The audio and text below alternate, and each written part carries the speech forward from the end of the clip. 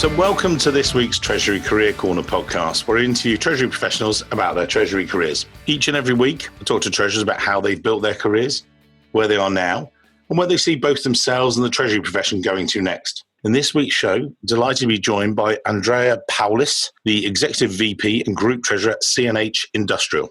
Now, for those of you who don't know, CNH Industrial are a global leader in capital goods that implement design, manufacture, distribution in commercial and financial activities in international markets. And everyone's like, oh, what, really? What that means is they've got 12 brands and they make the vehicles that keep both agriculture and industry growing. So from tractors, combines, trucks, buses, powertrain solutions, big vehicles, basically. You've got massive manufacturers, 66 manufacturing plants, 64,000 people employed, and Andrea will tell us a lot more about that and how he first got started when he joined the group a number of years ago. But for Andrea himself, he's literally traveled the world, and we were just talking about this before we talked introed the podcast, as it were. So this is one of the things that I noticed with Andrea, and before when I read his resume, I was really impressed that actually some treasurers, they sort of sit in one place and then look at the rest of the world. Andrea's actually travelled and lived it through his Treasury career. So without further ado, enough chat from me. Andrea, maybe if you would, can you take us back to the beginning of your career and how you first ever got started in finance and then discovered, luckily for us, the world of Treasury? Over to you, sir.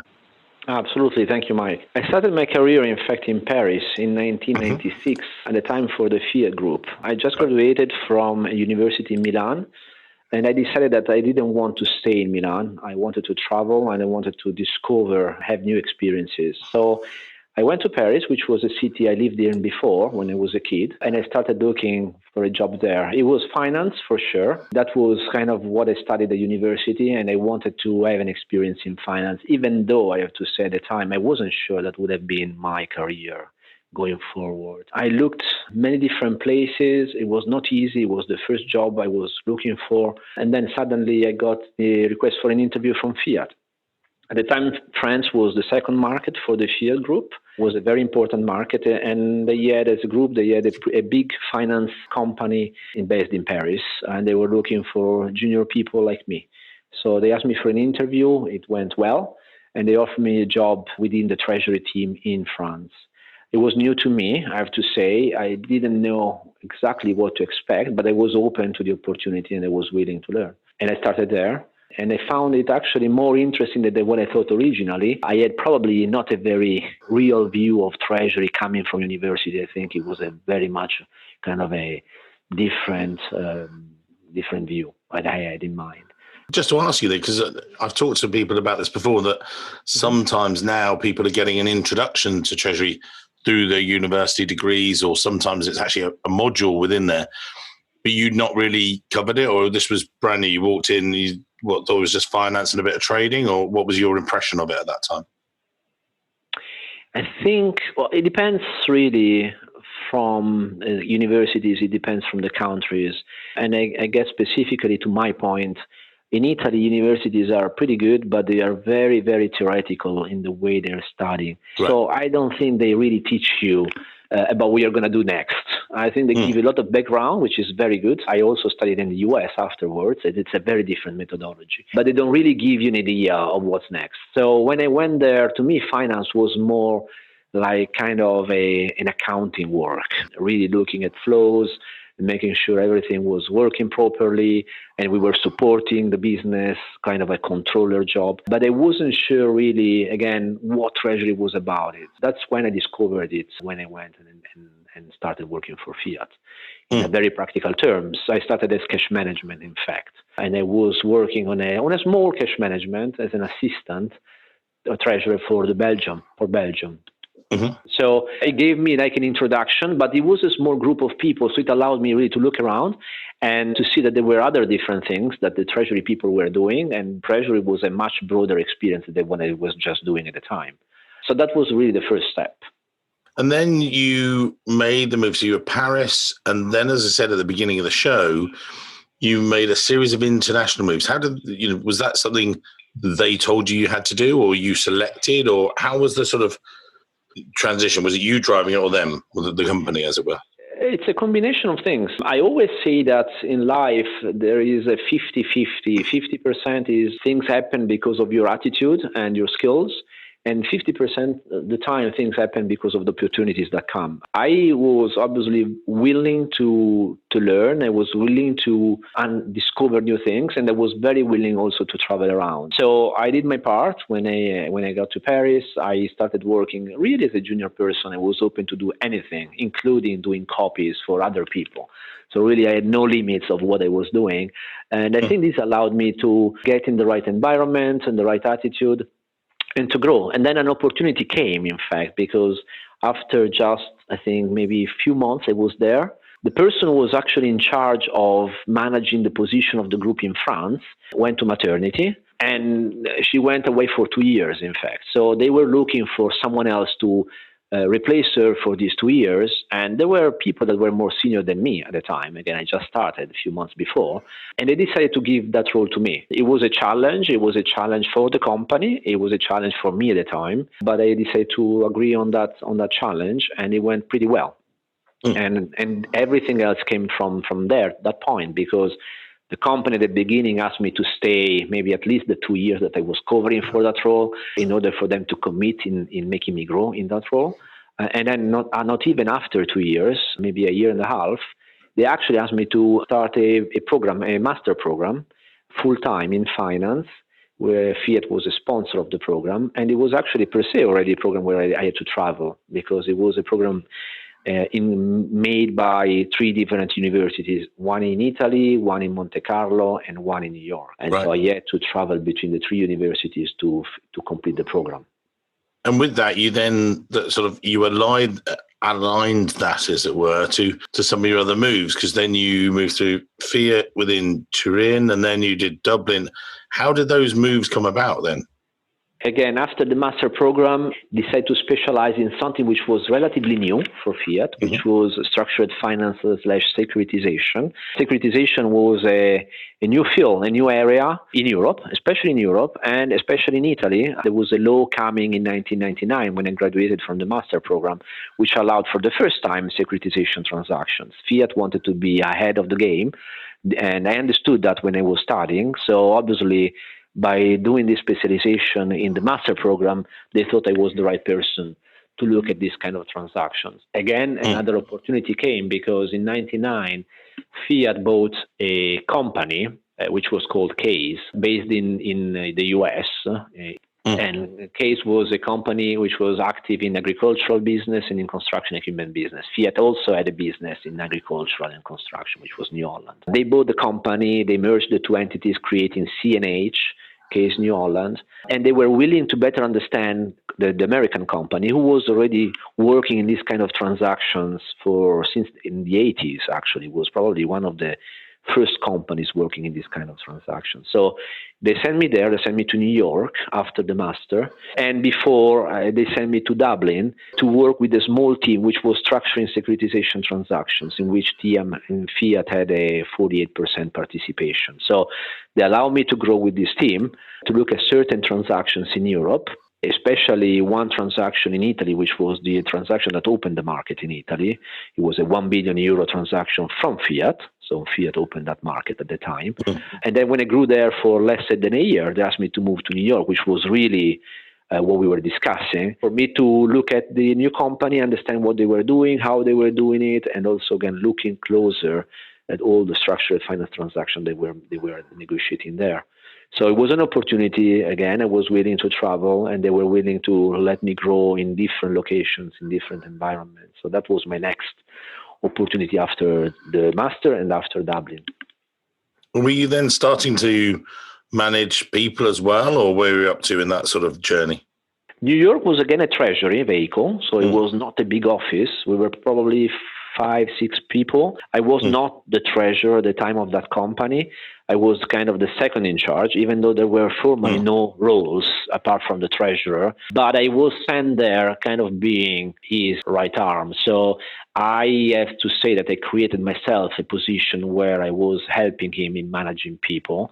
The treasurer at the time didn't have too much time to focus on that, and so I was willing and able to do it. And I think that also helped me in the next move in the group, when the group understood that I was able to manage a team. It was a small team in New York. I was not given the power of doing that formally, but I was able of doing it.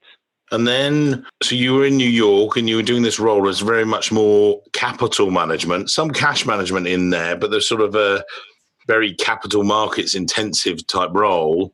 And then you made the move, and just for the listeners, you've stuck with the group all the way through this in some really interesting times. But then you made the move back to Europe, or then this came about.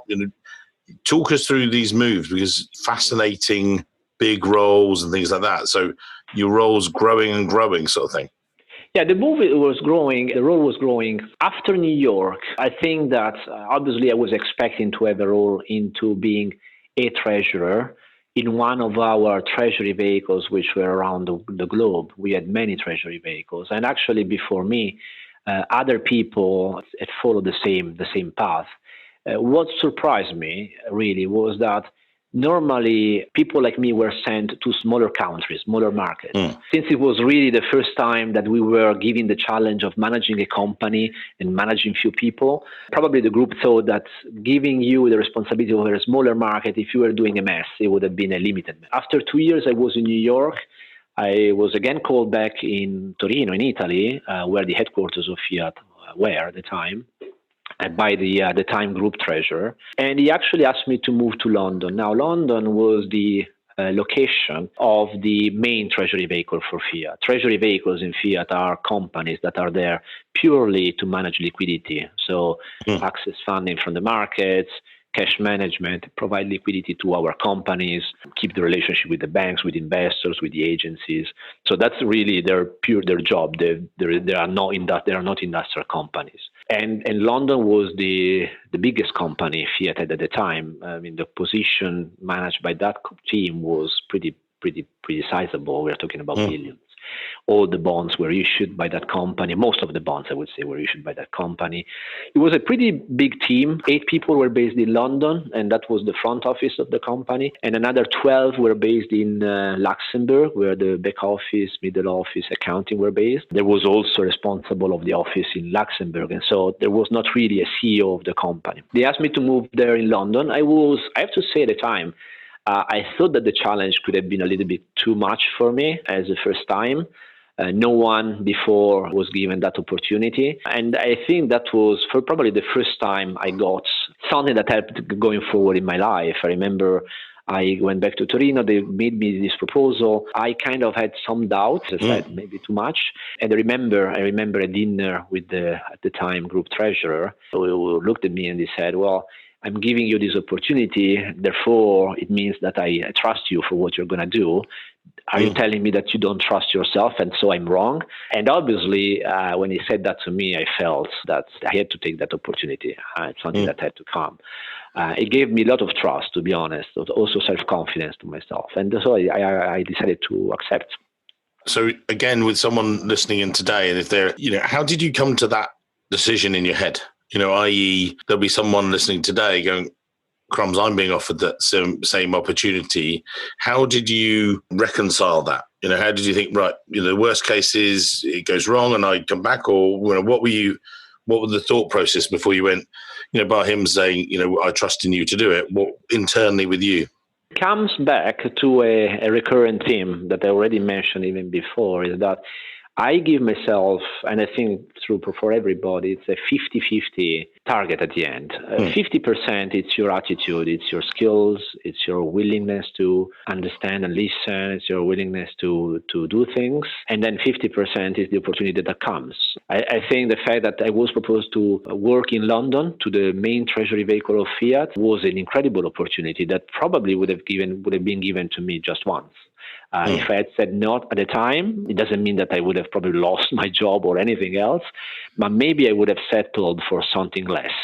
That opportunity was very visible in Fiat, allowed me to be visible with a number of people in the management, and I was still in a kind of a medium-sized management role, but I think it allowed me to to show that I was capable in doing things and I could grow further, which then happened.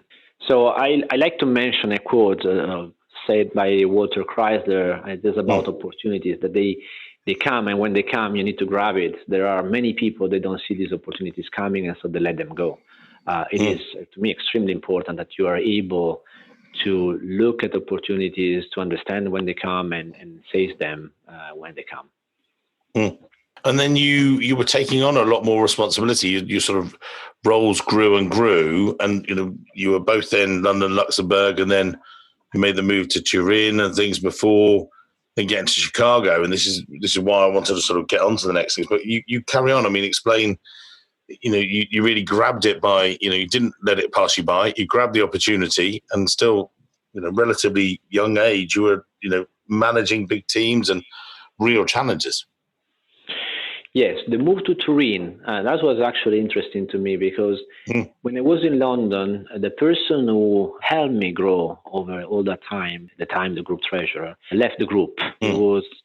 It was 2007. We had many changes in Fiat. We went through a kind of a cycle there. Since 2004, Fiat was not in very easy timing. We had changes at a very high level. And the group treasurer, which became at that point CFO, decided to leave the group. So there was a change. And for me, it was not an easy one because for the first time, I thought I had lost my mentor somehow, right? The person who really drove me through this growth. And so I went to Turin once to meet with a new person, which was coming from the group. It was another person working in Treasury who was asked to become the group treasurer. And I met with him, and I thought that actually I had to rebuild everything from scratch. It was not the case. I think the person knew me for what I had done in the previous years. And again, an opportunity came. The person was managing financial markets for the group, which means centrally, which means really managing the debt side, managing the fixed income relationship, managing the rating agencies, managing the bank relationship, left the group as well. And so that person asked me if I was interested in joining Torino, actually, the headquarters, for the first time. And I thought it was a good idea. I thought it was a good opportunity for me to get a little bit more central in the corporate. And I decided to accept. So that was 2007. So 2007 to 2011. Now, in that period of time, so those 4 years, two exceptional things happened. The first one was the big financial crisis in 2008 and 2009. It was, I think, per se, was the most important experience I had to manage. As I told you, I was in charge of the financial market, so really I was in charge of liquidity. Fiat was coming from a long time of its own personal crisis. It was going up in ratings. We had just reached an investment grade, and then the financial crisis came. I remember that it was a very quick change for us. We had a good performance, we had good liquidity, ratings going up, then suddenly everything changed in a very quick time. And so we had to react immediately. That was, I think, a team effort from all finance, from the group treasurer to me as the financial markets person, my team. And I have to say we were able to manage that crisis pretty well. I think that the reaction time we had was incredibly fast. We were able to secure funding transactions which really ensured the group to have its own liquidity to navigate during that time. By the way, Fiat lost its investment grade immediately. So it was the typical fallen angel, just I think 6 months of rating on investment grade. And it was, as you can imagine, those times was extremely difficult, but it proved that the School of Treasury in Fiat, and especially the way we have been managing banking relationship over time, was paying out. For us, the banking relationship side is a long-term work. It's not like a short-term interest. And so some of the banks that have been helping us over time were able to help us even at that time, and then we were able to help them when they needed us at the later part of that year. So again, a very, very intense experience. I don't know if I would like to repeat it. I think like anyone else. Once is enough. Once is enough, absolutely. But it really allowed me to grow further. And the second one was the step that came before I changed again, which was the demerger. In 2010, Fiat decided to split its non-automotive business. So as you mentioned, the kind of agricultural, construction, commercial vehicles businesses out of its automotive business. In 2009, Fiat bought Chrysler, and so the automotive component was becoming too relevant, too big for the rest of the business. So they decided to split in two, and they asked me as head of financial markets to work in certain flows. One was the capital structure of the new groups, so the debt component of the new groups, which one of the two was not even in place at 2010. So we had to work on something of a group that was not even there, with no ratings, nothing. And we were able to do that with a panel of banks. And then making sure that there were no negative surprises on the rating side, both on the remaining entity and on the spun-off entity. So I worked on this process, again, another pretty complex one, a first time for me.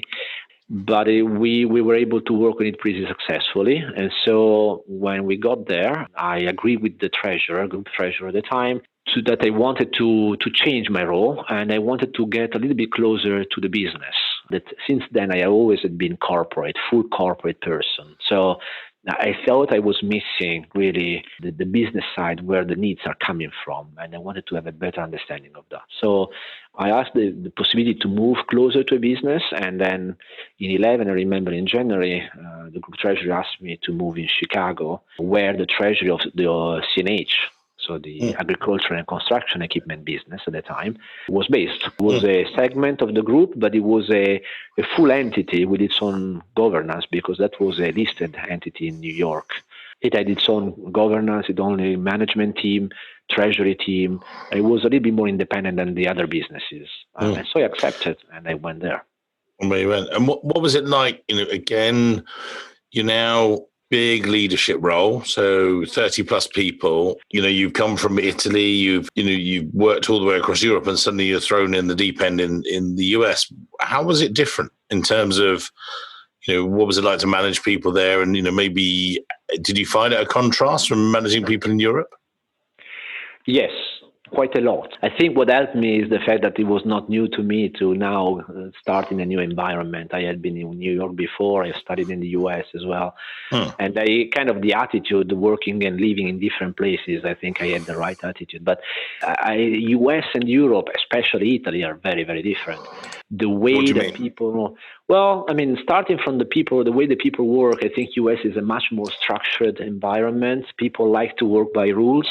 It's a very structured work day. It's a very actually precise work day. You schedule your day from the morning to the afternoon. You have all your agenda, all your meetings, all your calls, everything you have to do, and you try to stick to it, which to me looks very efficient, to be honest. I don't want to generalize too much on that, because I don't want to say that Americans are like this and Italians are different. But in Italy, it's a much more destructured. So we talk a lot, we meet a lot. We tend to be a little bit, I would say, generally speaking, a little bit less efficient. On the other side, I think the plus is that when you get to a point where maybe you have to rush into certain things and there is no time to structure the process, then I think this is where Italians actually can excel, because they are used to that. So in terms of emergencies and really rushing into finding solutions, then I see where Italians can really find the solution in an easier way. The people are, and this is the mentality I found a little bit in the various locations. Even the way you manage people kind of follows that. You cannot manage in the US a person like you manage in Italy or in Europe. It's a very different way. So, yes, it was different. I don't think at the time I found it particularly difficult. I just had to adapt a little bit myself to the new environment. And any other time, I had to learn about the new environment. So it took me some time, in any case, to kind of learn about the new role, the new responsibility, and the new attitude. And you say about the working, that working structure, that's fine. But then also you're in a big leadership role. How did you sort of lead that team? Again, this is to give some of the guys, the tips. They're listening today. They might be making their first step into leadership of a much smaller team. But, were you very, right, these are the goals, guys, and this is how you're going to do it and everything else. And we'll do that by 9:00, that by 9:30, because that's what they fitted in? Or what was the sort of way that you managed sort of thing and led a team like that? What were the key tips for leading a team at that size? Yeah, not particularly. These are styles. I don't think there is a style. In my style, I like to discuss. I like to listen. I think it's more like a team effort. What I don't think is right is to, on one side, I think the team likes to see you that you are part of the team. You are part of the discussion. You're not just someone that sits on the top and the decision comes there and you don't even have to think about it. It's what it is, right? So it's good that you feel that you are part of the team and they feel that. On the other side, you don't ever have to feel hesitant. I think that would be extremely wrong if you hesitate, if you look undecided, then you provide uncertainty to the team. So I think it's good. It's always good to listen. It's always good to talk to the team and with the team and to listen to their solutions. Maybe they are better than yours. But at the end, you need to make the decision. Never allow the team to get too far away because otherwise you kind of lose control. That's what I think. And then, the role itself transitioned back to London, sort of in most recent years, sort of the past, 6 years or so. Again, why was that, or sort of talk us through?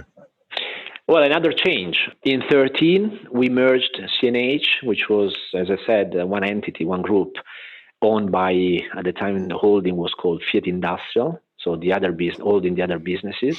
We merged CNH with Fiat Industrial, and we created a new entity, which is called CNH Industrial, which now owns all the entities, all the segments. And this new entity is a Dutch entity, an NV, domiciled in the UK. So London is really headquarters. And when we did that, there was a lot of discussions happening to decide people that should move to London, to the headquarters. And they asked me, since I had been living there before and I had people of Treasury working in London, they asked me if I was willing to move here. And I said that I was absolutely fine to move in London. To me, I think London is a great place, especially in my job. If I think about it, all the banks, most of the banks that we work with really follow us from London. They do their management decisions in London. They do their credit work in London, even if they are not UK banks or European banks. So London is a great place for me to be. And I became the group treasurer of the new entity, the CNH Industrial entity. So now my team is, you remember I said 35 people when I was working in CNH. Now it's 120 plus people localized a little bit everywhere in the world. And looking at the future, and as you see Treasury developing, and we talk about this every week on the show and things like that, where have you seen the greatest developments in recent times and see it going to the future? What's the key thing on your mind?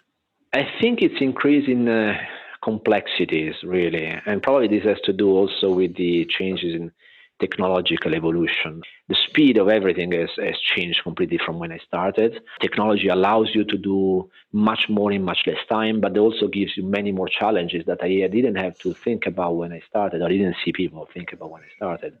I'm talking about cybercrime, security, frauds that can happen, geopolitical issues that now Treasury manages because, for example, the insurance market allows you to cover for other risks that were not covered at the time. So it's really the complexity and the number of issues that you have to manage is different from what it used to be. At least the perception I had when I started working seemed to be much more concentrated on liquidity, cash management, risk management, meaning interest rate, FX, maybe commodities. Now it's a much more complex issue, number of issues. And in a way, that makes even things more interesting. And on the other side, it allows Treasury to still be a strategic partner of the management. I think when we have all these issues, like the management I see here likes to get back to Treasury and ask for Treasury support for things that may not be a full Treasury activity. Well, what do you see as the biggest challenge then for Treasury in that sense? What are the dangers? We hear every week about cyberware. We hear about all these different things. What are you keeping looking over your shoulder and about thinking, oh, hang on, guys, we're going to keep an eye on that?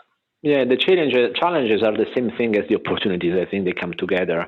I mean, when you have an increased speed of things, when you have an increased number of challenges, of issues, it's much easier to make a mistake. It's much easier to make something wrong. So you also need to increase your focus and being extremely careful in what a team of 120 people does around the world, because you can have issues everywhere, anytime. And so you need to make sure that you have full control of those processes. You need to set up a structure which works without asking you to leave 24 hours a day, 7 days a week, right? You need to be able to relax and sleep.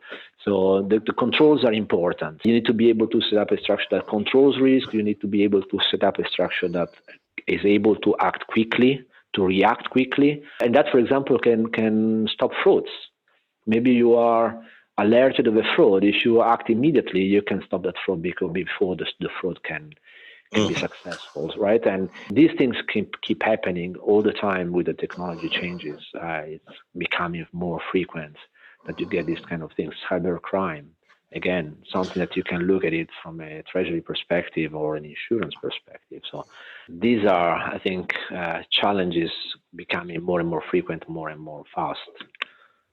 And with yourself, and now you've grown your team management, if you like. Now you over 100 people that you lead and you sort of look towards. Mm-hmm. Obviously, you've seen talent at all levels. Junior talent, mid-level, senior level. But what are your thoughts around talent management and things like that? When you meet people for interview, are you looking for the first thing out the gate must be technical expertise? That's the number one thing, or is it an attitude? Or again, for people listening, they're thinking, what should I be looking if I'm interviewing people? What are you thinking about all the time? What's your catchphrase, if you like? What's the thing that's really sticking with you in your mind when you're recruiting? Maybe it's me. It's always attitude. I think that attitude made a difference when I started. It allowed me to grow, and therefore I think it's extremely important. Now, obviously, it depends on who you are looking for. If you're looking for a person that maybe it needs to be there for a senior position, obviously you are also looking for a decent background, technical skills, and experience. But if you're looking for a more junior position, I think the attitude is, to me, the most important thing, because I started by learning on the workplace. I remember someone at the university saying, don't lose too much time in the university. Go and graduate as quick as you can, because every year you lose is a year that you lose at work, in the workplace. And I think companies in general, they like to train and grow their own people anyway. So the right attitude to me is the most important thing. If I see that a person is quick, is smart, is willing to accept its role and its seniority, and is willing to put himself or herself at a challenge, then I think that's the most important thing. Anything else can come, and will come, by the way, because every company anyway is different in doing things. I don't expect the way we work in Treasury here is exactly the same other companies work in Treasury, and this is what I hear when I talk to other treasurers in other companies. And with yourself, let's we've done all the way through your career, and we've done you as a manager leader, and then we're bringing it back down to you, because as we wrap up today's show, I want to sort of focus in. Someone will look at your career on LinkedIn and they go, do you know what? I want to have a profile like that. What are the main tips you've given? I think there's a fantastic one, and that'll stand out definitely. That not to be afraid to take those challenges. But is there anything else you think is important that people should think about? All the levels of seniority or whatever it might be. What are the other tips you'd give? Because we'll give you a LinkedIn profile in the show notes, but what other final tips would you give to people? Again, as I repeat myself, I think attitude is very important. Accepting changes is extremely important. We have training with my group, not only with my group, in the company here, continuous training about accepting the change. Which is probably the most complicated thing for someone. And then I would say also networking is important. Maybe that's one of the things that I didn't think it was so important at the beginning of my career. I always was fully focused on my job. And I think, in fact, being able to connect with people, maybe people like you, people that gives you different views, allow you to grow even outside of the company, that gives you a lot. And so this is something else. Networking for me is incredibly important as well.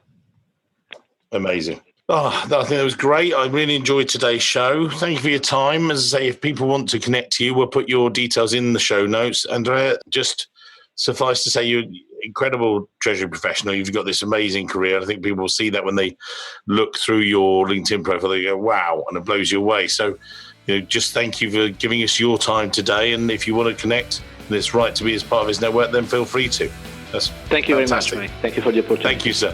Thanks for the time.